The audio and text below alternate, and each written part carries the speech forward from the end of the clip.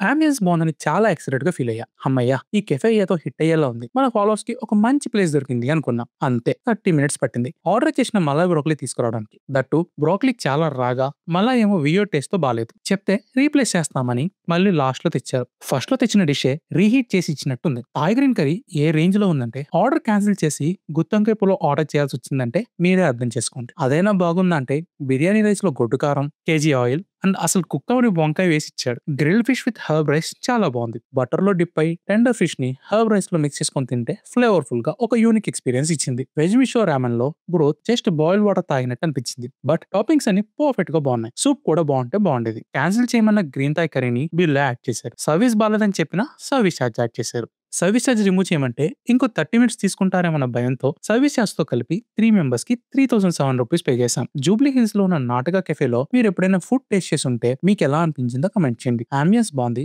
Service చాలా స్లోగా ఉంది, వాలే పార్కింగ్ ఉంది. కిచెన్ హైజీన్ చెక్ చేసుకునే రెస్పాన్సిబిలిటీ మాత్రం మీరే. వీల్ చైర్ యాక్సెసిబిలిటీ లేదు. మరిన్ని ఆనెస్ట్ రివ్యూస్ కోసం సబ్స్క్రైబ్ అవ్వండి. నేను మీ బకాసురం.